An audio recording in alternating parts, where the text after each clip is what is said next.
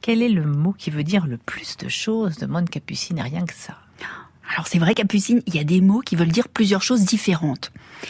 Alors si on s'en tient au son des mots, sans parler pour le moment de la façon dont ils s'écrivent, le mot qui veut dire le plus de choses en français, c'est le mot vers. On appelle ça des homophones. Le mot compliqué pour dire ça, hein. C'est des mots qui se prononcent pareil. En plus de vers, V-E-R, le vers de terre, il y a aussi le vers de la poésie, V-E-R-S. Et puis il y en a un autre qui s'écrit V-E-R-S et qui veut dire autre chose. C'est le vers de la direction, je vais vers l'école. Et puis il y a celui de la matière transparente là qui se brise si on fait pas attention, V-E-2-R-E. Et puis le récipient qui est construit dans cette même matière, le verre dans lequel on boit, ça c'est encore un autre mot. Et puis encore il y a la couleur.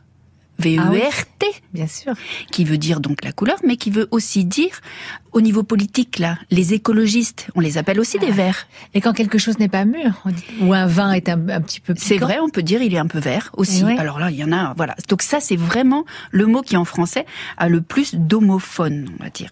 Et puis, le plus rare, il y en a un quand même qui est plus rare. Et qui est peut-être un peu moins connu, mais on le trouve dans les contes de fées certaines fois.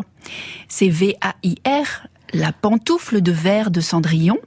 Et ce verre-là, V-A-I-R, c'est une fourrure d'écureuil gris. Donc, je sais pas, on faisait des pantoufles en fourrure d'écureuil gris à l'époque de Cendrillon.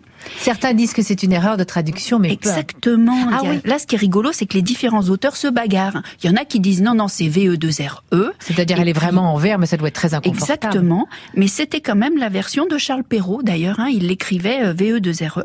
Et puis, il y en a d'autres qui disent pas du tout. Et je crois que le premier qui a dit que c'était pas du tout, c'était Honoré de Balzac. Il a dit que c'était V-A-I-R. Bon, j'en sais rien, moi.